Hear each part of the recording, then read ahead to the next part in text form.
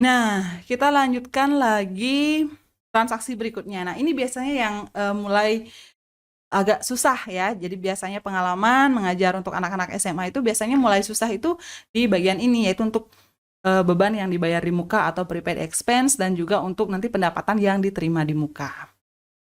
Jadi semoga penjelasannya bisa dipahami ya.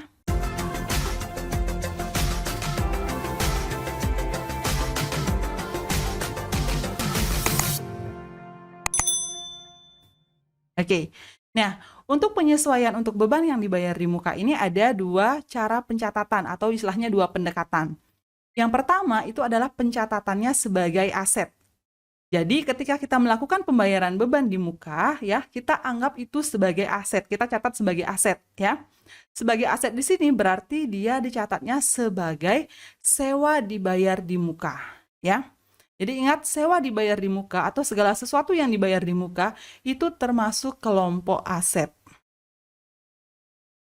Contoh misalnya ya, ketika dibayar beban untuk masa manfaat lebih dari 1 kali ya, maka saat pembayaran itu akan dicatat sebagai beban dibayar di muka atau aset. Nah, misalnya pada tanggal 1 Juni ya, dibayar sewa untuk 3 bulan sebesar 300.000. Pencatatannya pada jurnal umum kalau kita mencatat sebagai aset yaitu sewa dibayar di muka di debit 300.000. Jadi ingat, sewa dibayar di muka ini adalah kelompok aset ya, atau kelompok harta. Kemudian di kreditnya adalah kas. Jadi ini jurnal yang kita buat di tanggal 1 Juni ketika melakukan pembayaran beban sewa. Oke, sehingga nanti ya di neraca saldo itu akan muncul saldo sewa dibayar di muka di debit senilai 300.000. Nah, kemudian pada akhir periode akuntansi ya,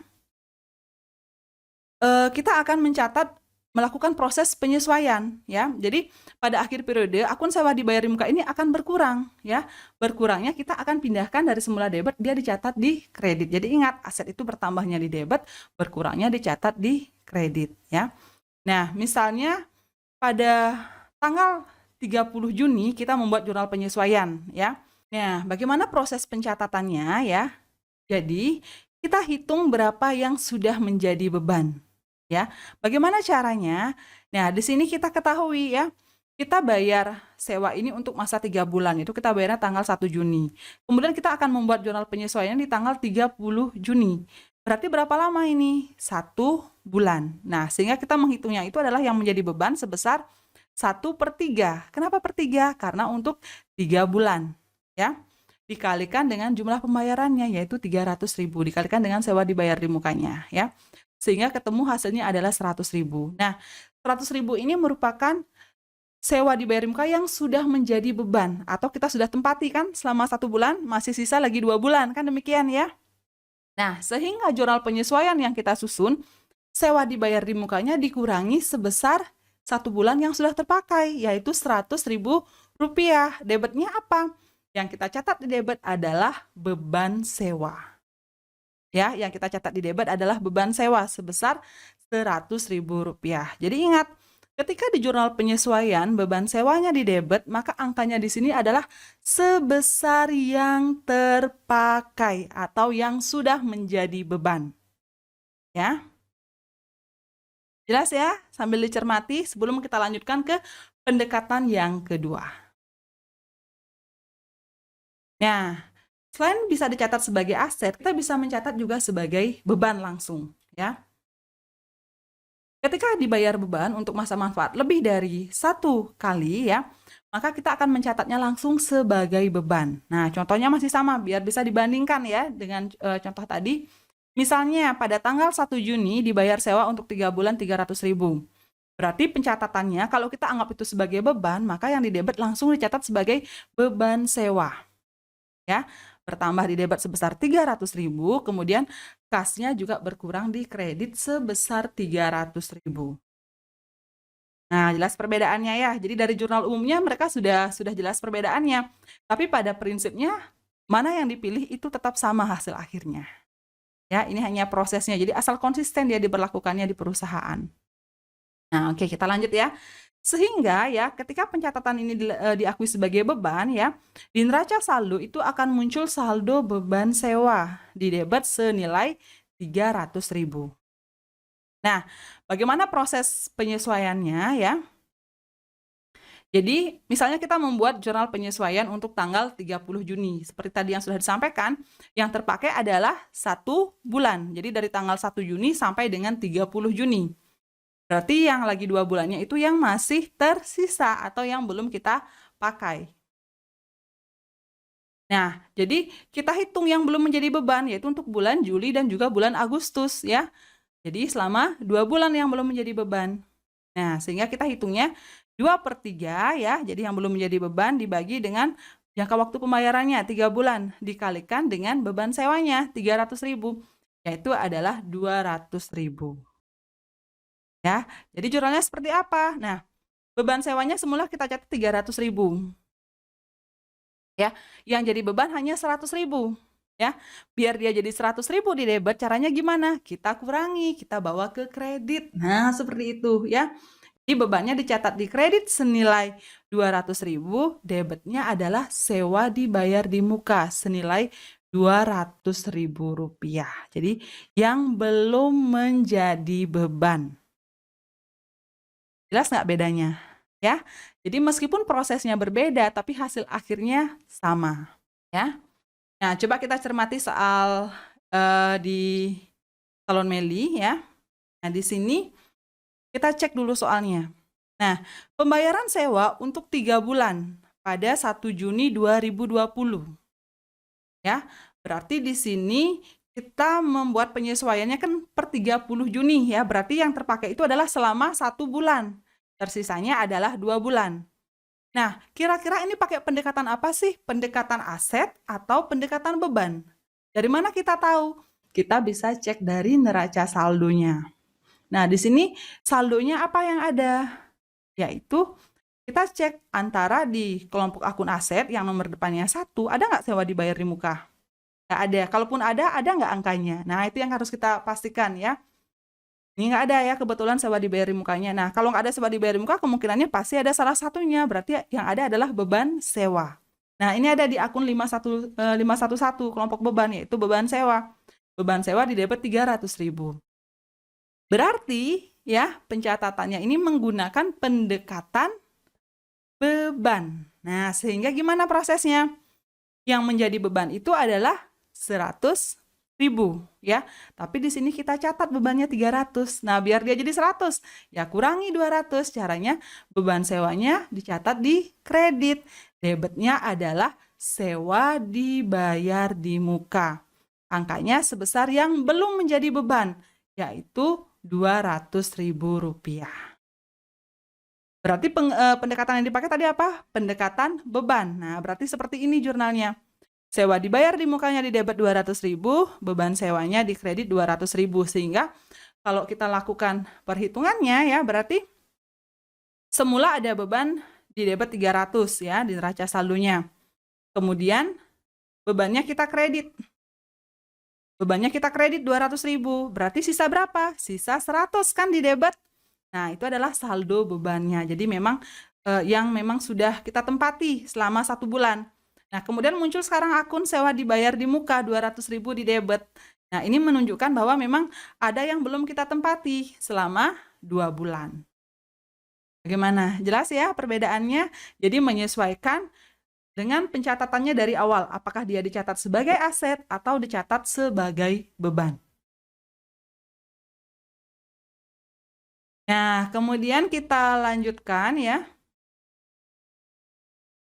Berikutnya adalah penyesuaian untuk pendapatan diterima di muka.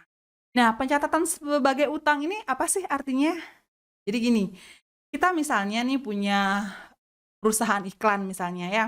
Jadi ada orang mau masang iklan ya, mau mengiklankan produknya, dia udah bayar nih untuk 10 kali penayangan. Misalnya biayanya 100.000 per sekali tayang, berarti kita udah dapat 10 juta ya. Nah, misalnya itu sudah kita terima uangnya di awal.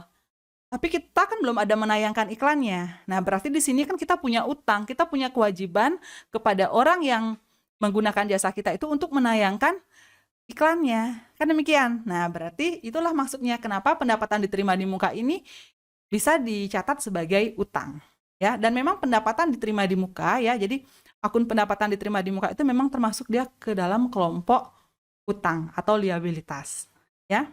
Nah, bagaimana proses pencatatannya ya? Kita bahas dari contoh soal berikut, ya. Nah, misalnya di tanggal 28 Juni diterima pembayaran di muka untuk 5 kali rias 500.000. Kalau kita mencatat sebagai utang, maka jurnal umum yang kita buat di tanggal 28 Juni ini ya, kasnya bertambah di debit sebesar 500.000 dan kreditnya adalah pendapatan diterima di muka 500.000. Ya, jadi ingat, pendapatan diterima di muka merupakan kelompok utang. Sehingga di neraca saldo akan muncul saldo pendapatan diterima di muka senilai 500.000.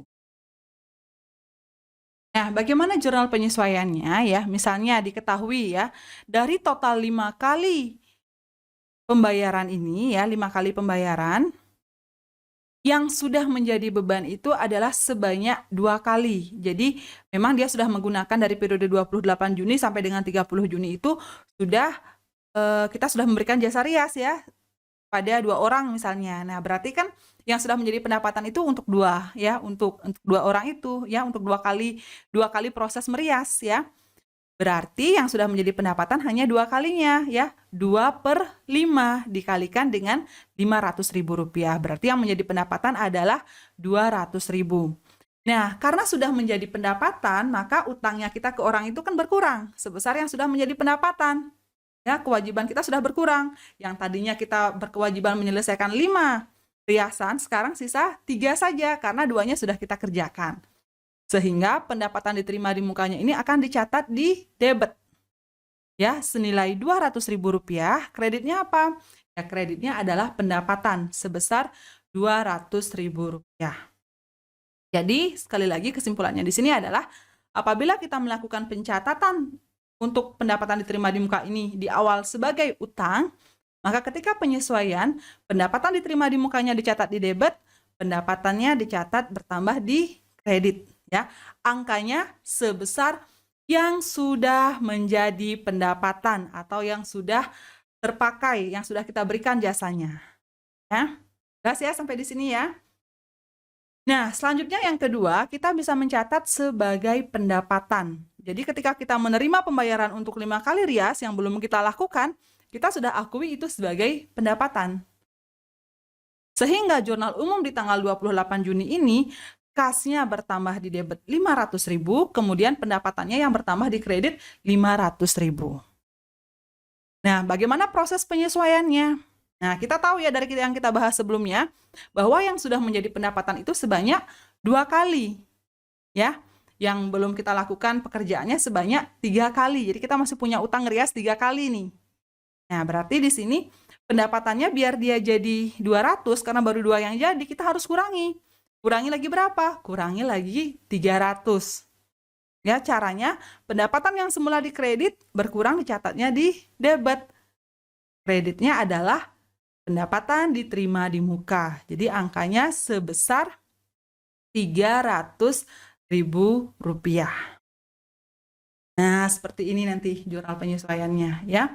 Jadi di sini kalau kita mencatatnya dia sebagai pendapatan ya, maka angka di penyesuaian ini yang dimunculkan adalah angka yang belum menjadi pendapatan.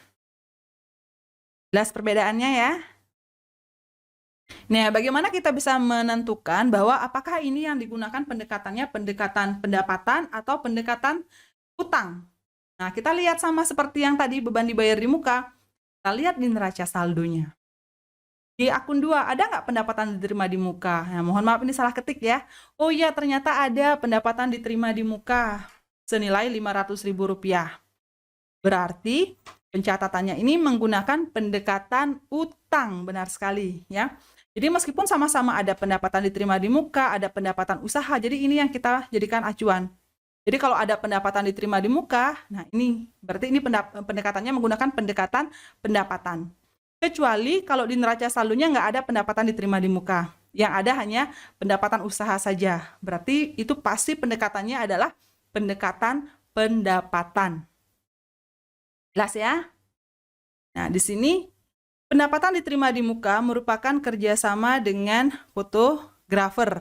pembayarannya sudah diterima untuk 5 kali selama bulan Juni rias prewedding, tapi baru dilakukan sebanyak 2 kali. Jadi seperti yang kita bahas tadi. Nah, sehingga yang mana yang dipakai berarti? Yang di atas atau yang di bawah? Iya, yang ini ya, yaitu yang di atas yang pencatatan sebagai utang ya, karena memang tadi kita sudah lihat bersama-sama ya, di neraca saldo ada akun pendapatan diterima di muka ya, sehingga pendapatan diterima di mukanya ini berkurang. Berkurangnya kemana? Berkurang ke debit karena kelompok utang ya atau liabilitas. Debit 200.000 ya, di kreditnya adalah pendapatan usaha 200.000. Angkanya ingat, sebesar yang memang sudah menjadi pendapatan. Jelas ya? Oke, berikutnya adalah pencatatan yang kita lakukan apabila terjadi kesalahan pencatatan. Nah, kalau yang tadi biasanya polanya dia seperti itu. Ya, memang seperti itu. Kalau misalnya ada beban yang masih harus dibayar ya, beban gaji di debit, utang gaji di kredit. Kemudian kalau ada pendapatan yang masih harus diterima, piutang di debit, kemudian pendapatannya di kredit. Nah, tapi kalau untuk kesalahan pencatatan ini tergantung dari kesalahannya seperti apa. Jadi tidak bisa kita tentukan polanya ya, karena bisa berbeda-beda tergantung kesalahannya seperti apa. Nah, akan Miss Sofi berikan gambarannya ya, supaya lebih bisa dipahami. Misalnya pada akhir periode, diketahui kas pada pencatatan itu berbeda dengan jumlah kas yang sebenarnya. Nah, setelah ditelusuri, ternyata bukti transaksinya ada kesalahan pencatatan. Jadi, pendapatannya itu seharusnya 550.000, tapi dicatatnya 505.000. Nah, pantesan antara kas di catatannya dengan uang kas yang ada di tangan, ya, yang memang fisik uangnya, itu berbeda pencatatannya. Karena ini ada kesalahan nyatet. Nah, kesalahannya ini seperti apa? Kita harus tahu, kita kelebihan nyatet kasnya atau nyatet kasnya terlalu kecil. Yang juga berpengaruh ke pendapatannya, kan seperti itu ya. Nah, ini kan harusnya jurnalnya seperti ini. Ketika kita menerima uangnya, harusnya kan gini. Kasnya di debit dicatat 550.000, pendapatannya dicatat di kredit 550.000. Tapi ternyata malah dicatatnya itu angkanya 505.000, bukan 550 ya. Berarti kan ada kesalahan lagi berapa? Selisihnya lagi 45.000 rupiah. Nah, kita nggak mungkin dong benerin jurnal umumnya, itu udah melalui proses posting, ya nggak mungkin kita coret-coret juga kan jurnal umumnya. Nah, caranya gimana untuk memperbaiki kesalahan yang telah kita lakukan? Dengan melakukan proses penyesuaian ini, ya.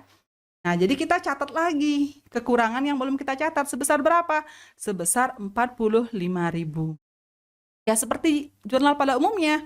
Berarti kasnya kita tambah lagi 45. Pendapatannya juga kita tambah lagi 45. Sekarang pertanyaannya, kasnya nambah di mana? Tentu, kas itu bertambah di debit, sedangkan pendapatan bertambah di kredit. Nah, jadi jurnalnya seperti ini. Kas di debit sebesar Rp45.000 dan pendapatan usaha dicatat di kredit juga senilai Rp45.000. Ya. Nah, kesalahan kan tidak selalu seperti ini ya. Bisa saja misalnya bebannya misalnya harusnya 50.000 tapi dicatatnya misalnya 40.000 misalnya salah nyatet ya. Nah, berarti ada kekurangan mencatat sebesar 10.000, maka catat lagi dia beban di debit, kas di kredit. Intinya untuk kesalahan pencatatan harus dianalisa dulu. Ya, oh iya, ini salahnya di mana, kemudian seharusnya seperti apa. Lalu kita bisa menentukan jurnal penyesuaian. Gimana? Bisa dipahami kan ya? Sudah jelas dan bisa dipahami. Nah, kalau kita susun ya, jurnal dari Salon Meli tersebut ya, dia akan nampak seperti ini. Nah, jadi seperti biasa, kita membuat kopnya terlebih dahulu. Jadi, nama perusahaan, apa yang kita susun, dan periodenya. Ya. Kemudian kolomnya terdiri dari tanggal, keterangan, ref, debit, dan kredit. Jadi masih ada ref juga. Kenapa?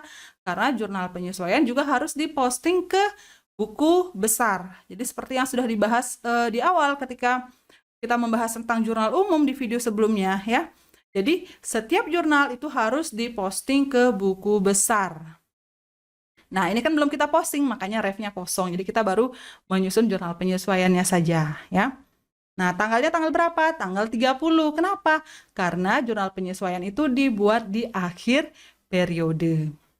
Kemudian di akhir kita jumlahkan, setelah kita jumlahkan, kita tutup 2. Jelas ya? Baik, nah demikian ya pembahasan kita kali ini tentang penyusunan jurnal penyesuaian. Semoga bisa dipahami. Jangan lupa untuk terus berlatih dan tetap semangat. Sampai jumpa di video selanjutnya.